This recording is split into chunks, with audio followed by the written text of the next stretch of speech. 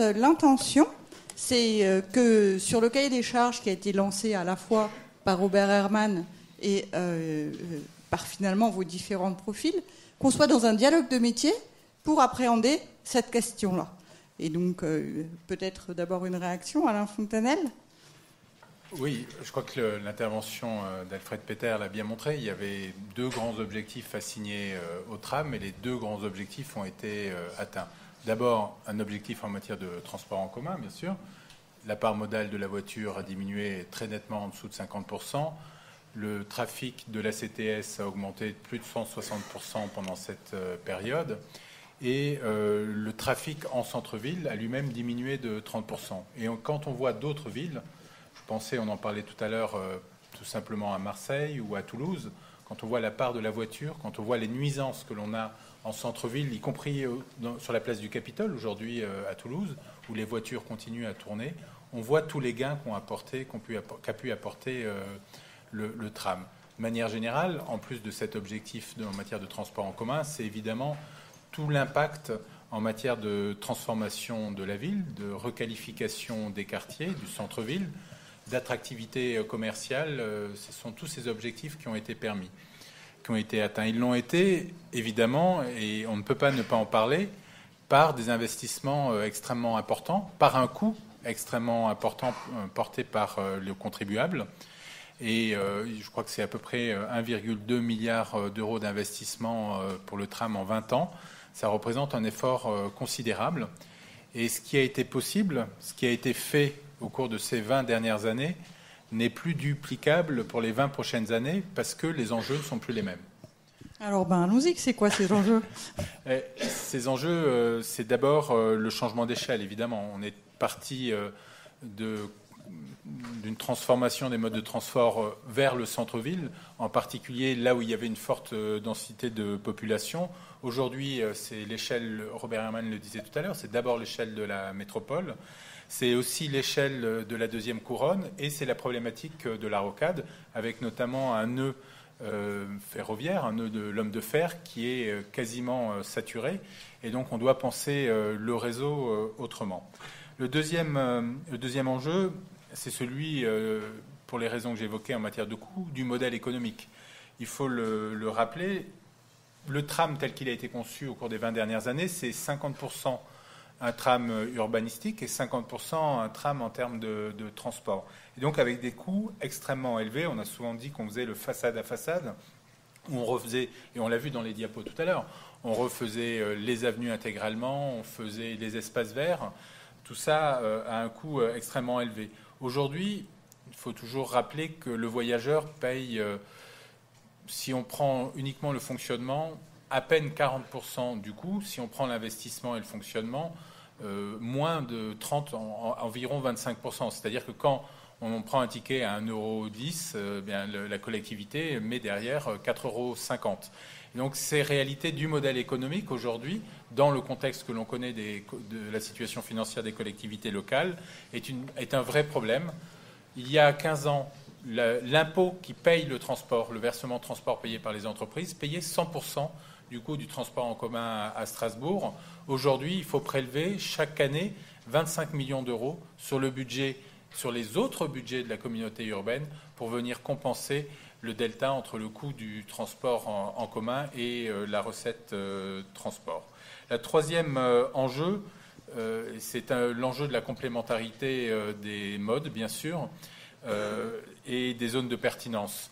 Justement parce qu'il faut aller plus loin, justement parce que la densité n'est plus la même et parce que les coûts sont toujours plus élevés, il faut pouvoir utiliser différents modes de transport. Moi, je reste ébahi par le débat qu'il y a eu sur le tram sur pneus. On a fait un débat idéologique, un débat partisan autour de cette question, alors que le seul vrai débat aujourd'hui, c'est quel est le mode le plus pertinent pour le meilleur coût, pour aller chercher là où il faut les différents usagers. On le voit avec le BHNS. Le BHNS, c'est un immense succès en termes d'usagers. 10 000 voyageurs jour sur le BHNS. Système qui n'existait pas il y a quelques mois. Ça fonctionne. Le tram, il peut être sur fer, sur pneu. Le bus, il peut être en site propre, total, partiel.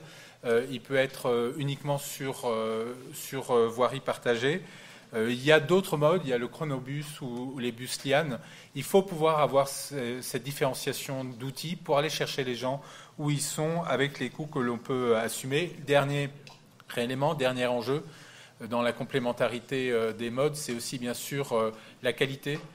On en parlait tout à l'heure, on a différents niveaux de décision, TER région, interurbain CTBR avec le département, l'intraurbain avec la CTS. Il faut pouvoir avancer sur la billettique commune, il faut pouvoir avancer sur l'harmonisation des horaires, l'harmonisation des usages, et ça fait partie des pistes de travail pour les prochaines années.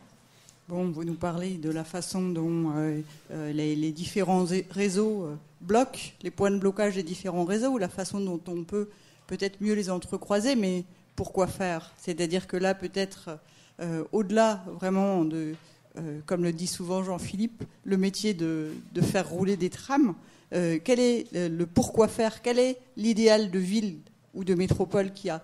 Et peut-être, Christiane Amazzoni, dans des métiers très différents, justement, le regard est différent sur cette idée de réseau, de tram. La question est pourquoi faire, à partir de quoi ? Comment on pense cette question ? Oui, merci Anne. Je voudrais avant tout dire mon bonheur d'être là ce soir avec vous, moi qui n'ai pas participé à cette aventure collective de la construction du tramway qui a commencé il y a 20 ans. J'ai découvert la ville il y a 5 ans.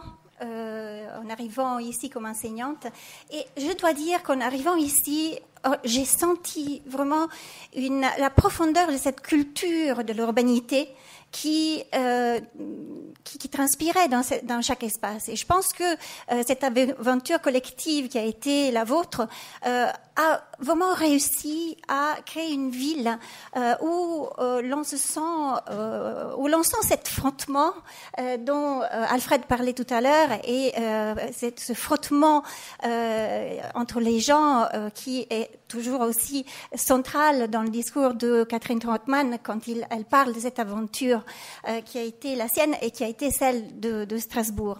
Alors pour répondre à ta question, j'aimerais me référer à l'intervention d'Alfred, que j'ai beaucoup aimée, parce que en fait, elle est construite à partir d'un récit très personnel, et on voit que la somme de plusieurs récits, aussi les faits les plus anecdotiques, permettent de construire une ville et de construire cette ville idéale dont tu parles, et cette image de ville que nous devons avoir pour aussi dans notre métier, pour essayer de la penser, de la changer, de construire avec les autres. Donc un récit d'un projet, un récit personnel qui est aussi un récit collectif très intéressant. Et de ce récit, je relève deux choses. Un paradoxe très intéressant, c'est-à-dire en fait une infrastructure, tu l'as dit, Alfred, une infrastructure qui construit une ville. Ça peut paraître paradoxal, et c'est vraiment ce qui s'est passé grâce à l'entrecroisement des métiers, grâce à ces approches très différentes qui sont intervenues pour dépasser les cloisonnements. C'est-à-dire une infrastructure, on peut la voir comme une infrastructure, point. Mais en même temps, elle peut faire rêver d'un espace public riche de frottement et d'urbanité, parce que d'autres images, d'autres regards, d'autres pensées interviennent dans le discours, dans le projet de cette infrastructure. Paradoxe aussi parce qu'on pense projet local, on pense avec le tramway, avec cette infrastructure, on peut résoudre certains espaces à l'échelle d'un quartier, à l'échelle d'une place, à l'échelle d'une rue.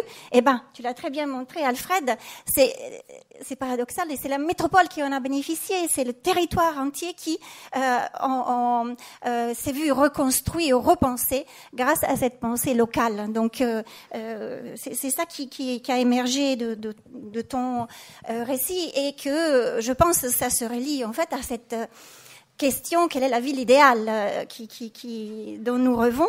Et deuxième question, c'est la question du risque. tu parles d'école française de tramway. Et donc de modèles très forts, exportables, et il y a un double risque. C'est-à-dire que tout modèle n'est pas exportable. On reviendra tout à l'heure sur cette question, parce que les cultures de projet sont très différentes. Nous, dans mon métier, je le vis très souvent. Quand on propose en Italie un tramway, les acteurs n'ont pas la même ouverture, disons, entre guillemets, ou n'ont pas les mêmes rêves, même les acteurs politiques, qui sont les mêmes rêves qui ont guidé les acteurs politiques français. Donc, le risque de parler d'école française ou de modèle est là, c'est-à-dire on ne peut pas l'exporter sans se poser la question de la culture de projet ou de la culture de l'urbanité présente là où on veut exporter ou travailler ce modèle. Et deuxième risque que je vois, c'est aussi le fait que on a un beau résultat. On a obtenu, on a créé un objet à plusieurs échelles très performant, tu l'as montré, mais le risque, c'est de s'asseoir, de le considérer comme un bel objet parfait et de ne pas le faire évoluer. Et donc, d'un côté, transposition de modèle, mais aussi évolution du modèle. C'est-à-dire que, est-ce que ça correspond, Alfred, à ce que tu penses, et que finalement, on construit l'outil et le hasard de ce qu'on construit à partir des espaces publics ou des connexions vient après, ou est-ce que on a une idée de où on veut aller, ou est-ce qu'à partir de maintenant, on pourrait avoir une idée de où on veut aller? Tu parlais d'étalement urbain, mais est-ce que d'avoir de l'étalement urbain ou de ne pas en avoir, c'est un objectif en soi, ou est-ce que c'est un moyen? Quelle idée derrière ces questions de connexion? Est-ce qu'on parle seulement des connexions ou on parle d'autre chose en réalité? C'est un sujet très, très, très important parce que ces questions de croisement des projets de mobilité et des stratégies urbaines, c'est un sujet qu'on réinvente en permanence. Il n'y a pas de véritable... Et quand je regarde d'ailleurs aujourd'hui, avec l'histoire des 20 ans qu'on a derrière nous, c'est que tous les 5 ans, on a, parce que ça marche un peu au rythme des élections municipales, une ligne, un mandat, en gros, à chaque mandat, on a remis le couvert, mais pas exactement de la même manière de ce qu'on pensait nous-mêmes, de ce qui serait le futur. Vous voyez, donc je pense que le système est très souple, contrairement à ce qu'on pense. Je ne sais pas si Jean-Philippe est d'accord avec moi, pour que ce ne soit pas, contrairement peut-être à des infrastructures lourdes comme les métros, qui sont, eux, très difficiles. On voit bien qu'aujourd'hui, par exemple, je travaille à Lille sur une extension de métro. Pour une station, pour aller à l'hôpital, il faut 400 millions. C'est juste plus possible, quoi. Et que, en même temps, comme le système a été conçu trop petit, il faudrait doubler les longueurs des stations dans pratiquement toute la traversée souterraine sous l'île. C'est juste plus possible, quoi. Donc, je pense qu'avec le tramway, on a cet avantage d'avoir un système très souple, très, très caméléon par moment, qui peut prendre... le thème n'est pas le tram est la ville, toujours, quoi. La ville dont on rentre aujourd'hui, c'est la ville du durable, dans toutes ses formes. Et la question de l'étalement urbain fait partie de cette question, comme la manière dont on imagine les modes de vie font partie de cette question. Et je crois que c'est ce que je trouve la vraie modernité de ce système de transport, c'est qu'au fond, il rend service à tout le monde, il fâche personne, il est adaptable à toutes les contorsions qu'on veut bien lui faire quand l'exploitant est d'accord, c'est sa seule limite finalement. Mais au fond, on peut aller assez loin dans ce domaine. Et que, évidemment, quand on l'exporte, c'est pas pour... je disais, c'est la French Touch qui est exportable. Non, c'est pas la French Touch, c'est l'idée que cette question du régime dissocié, comme je dis souvent, entre d'un côté ce qui bouge et de l'autre côté l'immobilité de la ville ou de la temporalité longue, puisque évidemment un réseau, on arrive à le faire dans un temps relativement appréhendable à l'échelle. La preuve, c'est que on est déjà en train de prendre du recul sur ce qu'on a fait. Sur une ville, c'est pas possible. Le quartier des Deux Rives, il m'avait 20 ans, 25 ans avant qu'il soit... C'est des temporalités qui ne sont pas les mêmes et que il faut... Voilà, j'ai pris 2-3 exemples pour montrer toute la diversité quand on travaille à Karlsruhe. Comme on réfléchit Karlsruhe, on ne réfléchit pas à Strasbourg. Quand on a travaillé sur le tramway de Jérusalem, de toute façon, c'était pas possible, mais n'a pas essayé de transposer un modèle. Mais comment on pouvait faire un réseau qui passe dans les colonies qui sont derrière les territoires occupés, par exemple. C'était des sujets. À chaque fois, on est confronté à d'autres questions. Quand on est à Manhattan, c'est encore une autre histoire, quoi. Mais l'histoire, elle commence toujours. Et c'est ce que j'aime beaucoup dans ce modèle, c'est que on a une espèce de percussion qui permet de faire des choses que probablement on ne pourrait pas faire sans. On va chercher comment le tram peut percuter le fonctionnement de la société et puis amener quelque chose d'autre. Voilà. C'est ce que tu dis.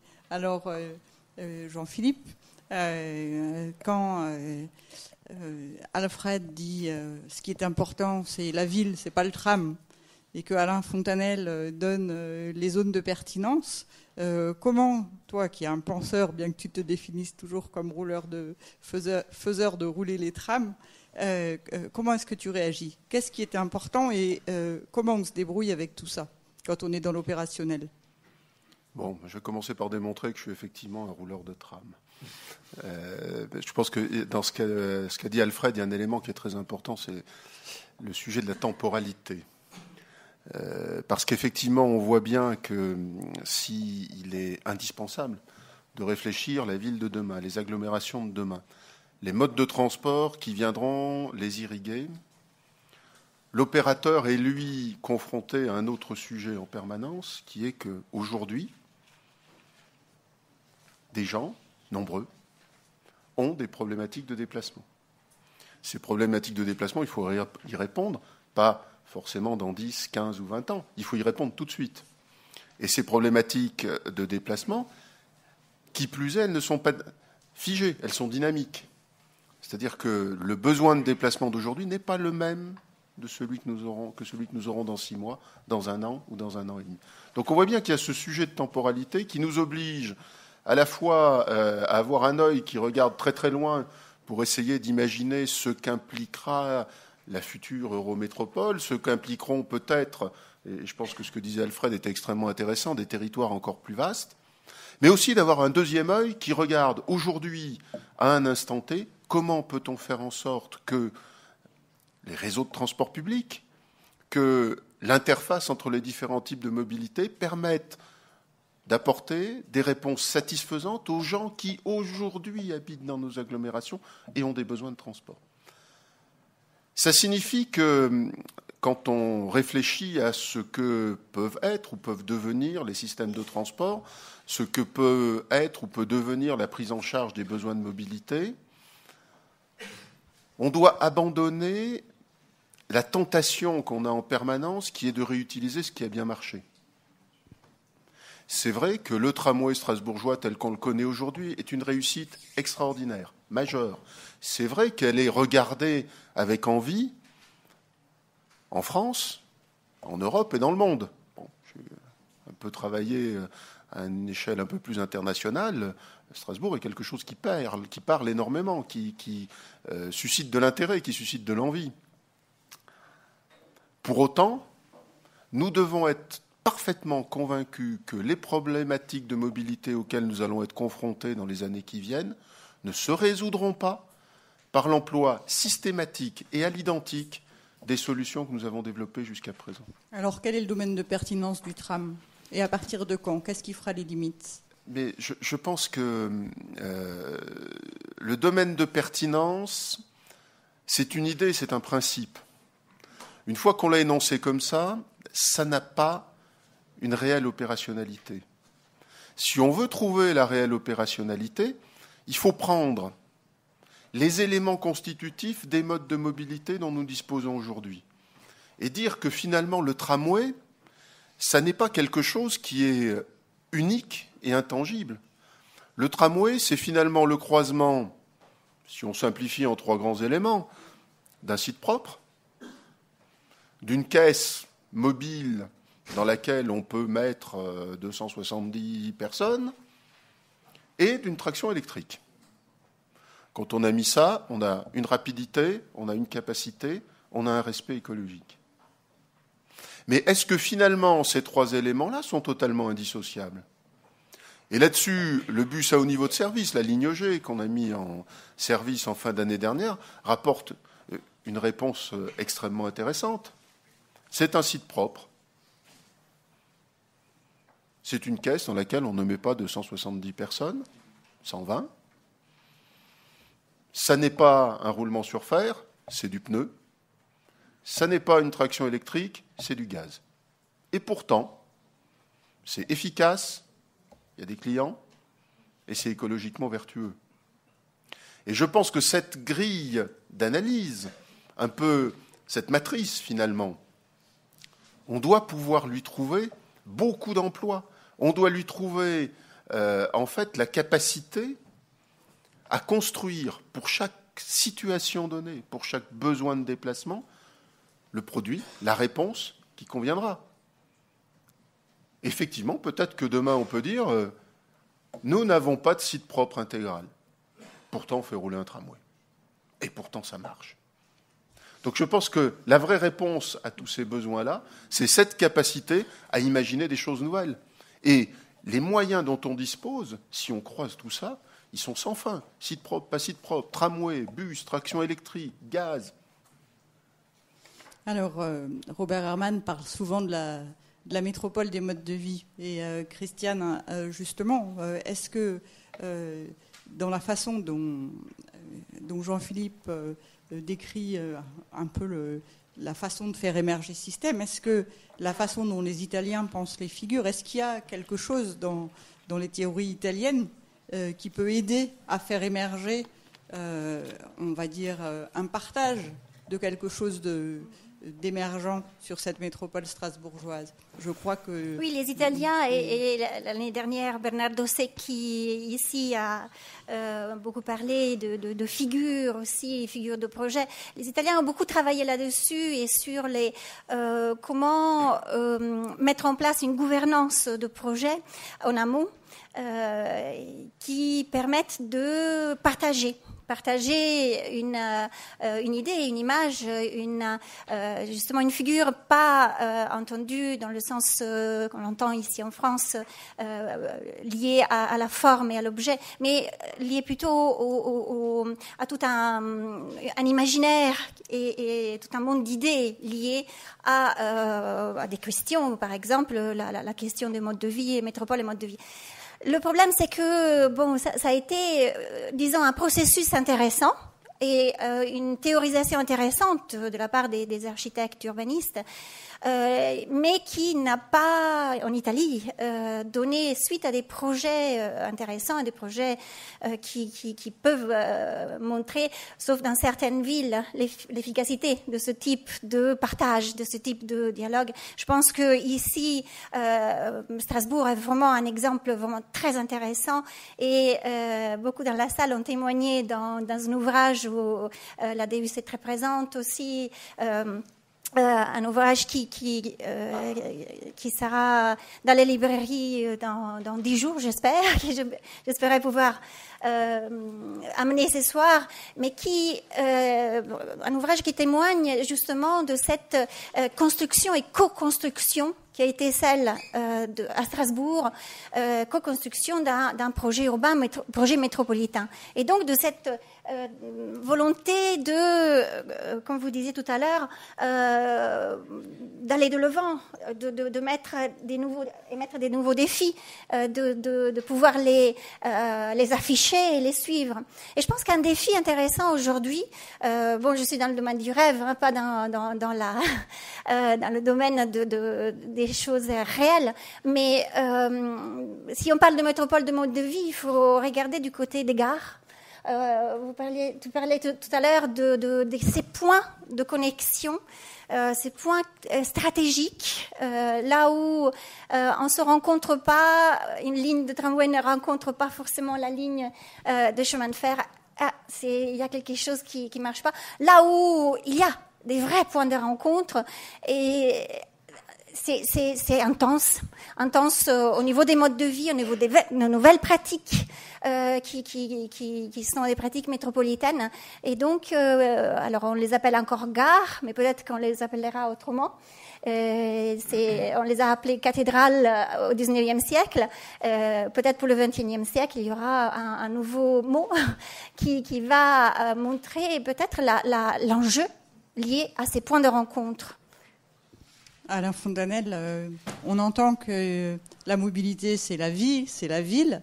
Et vous nous avez expliqué très clairement que, de toute façon, ce sont des systèmes qui sont matériels et qui doivent avoir un modèle économique. Et donc ça, c'est juste un principe de réalité qui est absolument nécessaire.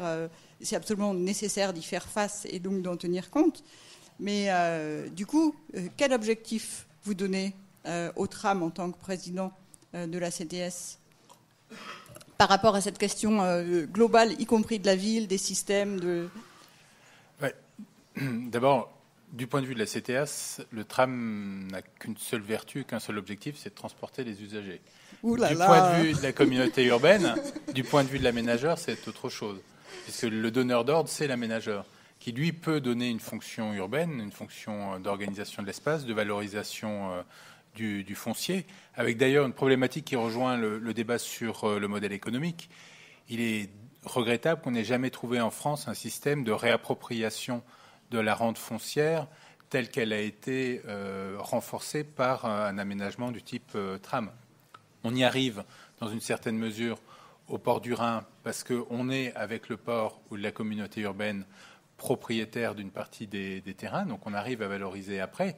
Mais dans bien des cas, on a, par l'investissement public, fait un investissement qui a valorisé une propriété foncière privée et qui n'a jamais pu revenir à la collectivité, ne permettant pas de consolider le modèle de développement. Oui, donc quand on rêve la ville ou le système métropolitain, il faut rêver le montage opérationnel et financier qui va avec, sinon ça ne marche pas. Si on veut que le rêve devienne réalité, oui. J'ai bien entendu, il faut plus écouter les usagers. Je suis d'accord. Simplement, je vais juste me permettre de mettre le doigt sur un trait de société auquel nous sommes confrontés.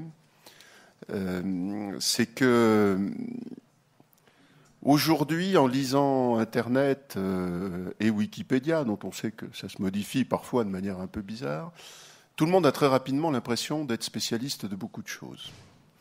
Et je pense qu'effectivement, écouter les usagers, ça signifie écouter leurs besoins de déplacement, écouter leurs exigences de vie, écouter leurs difficultés au quotidien, écouter les problématiques auxquelles ils sont confrontés et pour lesquelles ils ont l'impression de ne pas avoir de solution de transport public.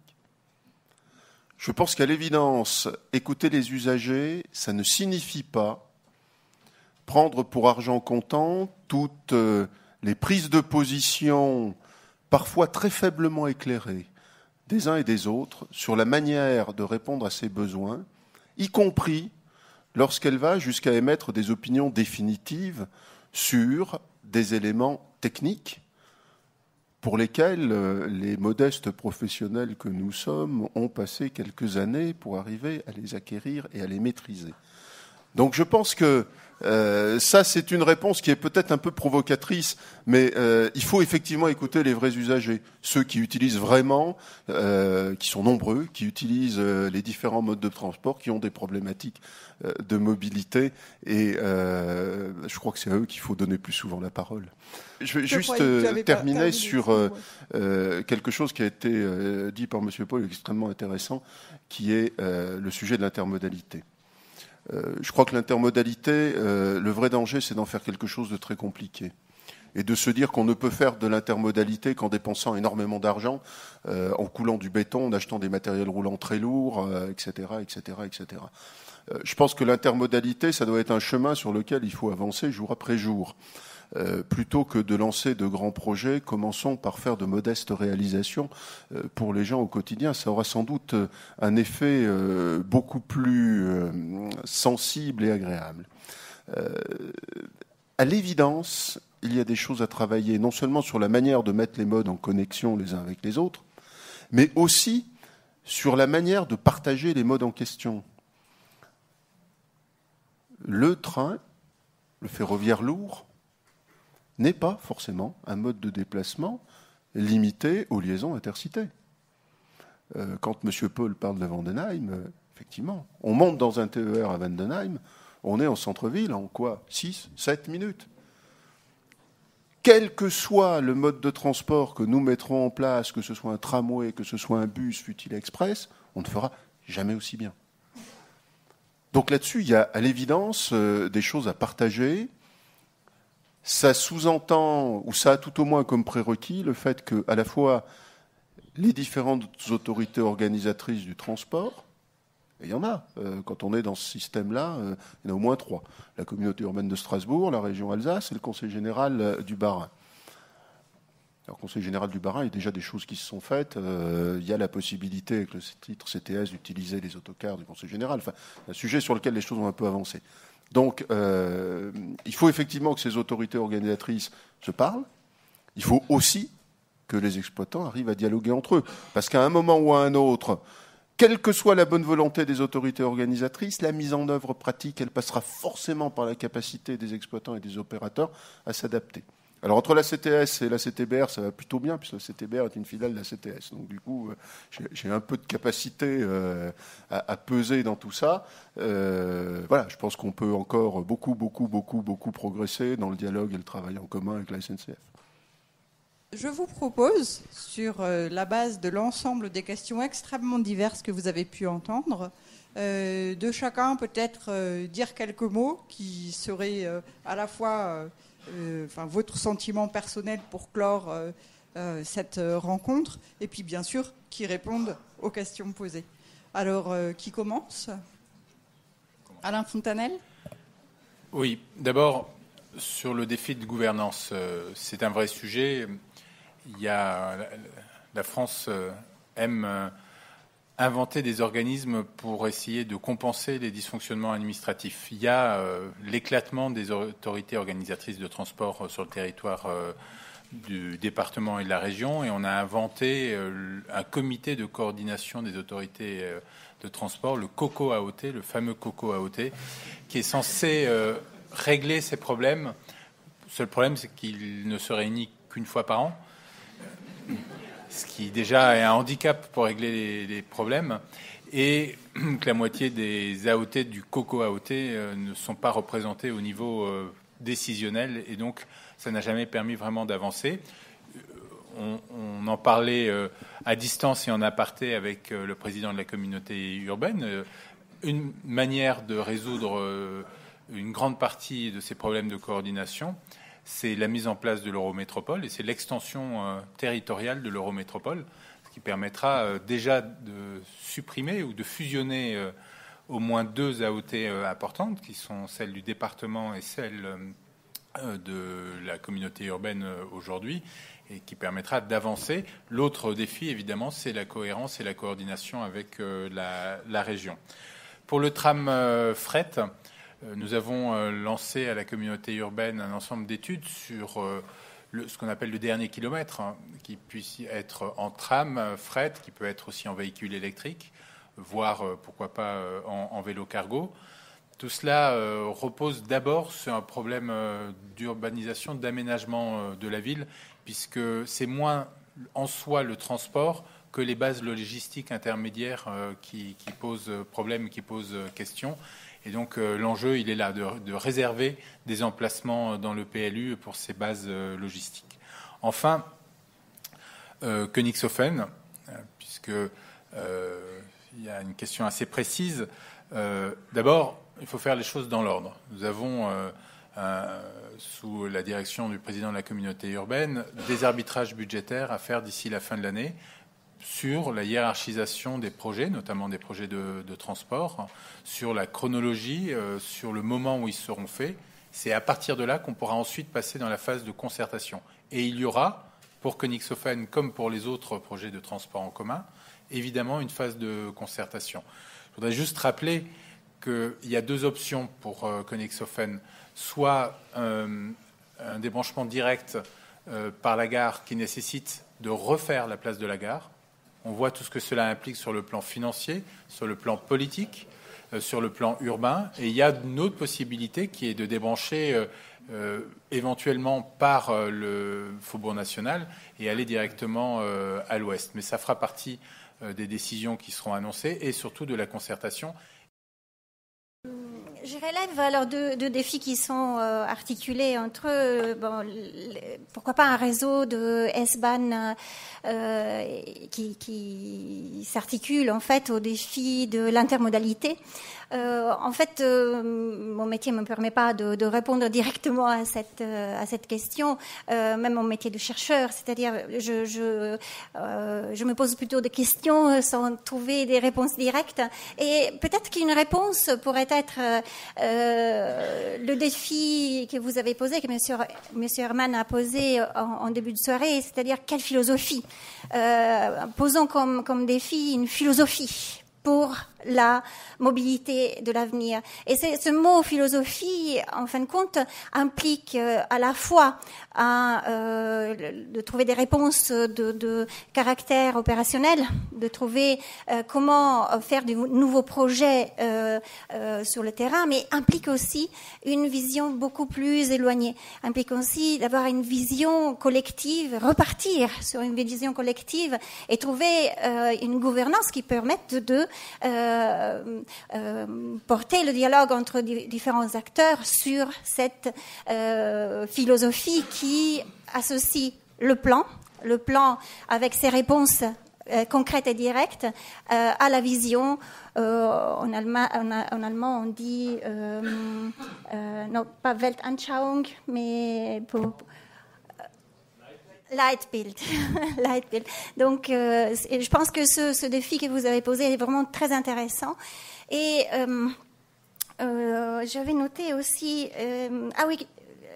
par rapport à l'intermodalité, ce qui est intéressant aussi, c'est que elle implique une philosophie autre par rapport à celle qu'on a suivie jusqu'à maintenant, c'est-à-dire l'efficacité.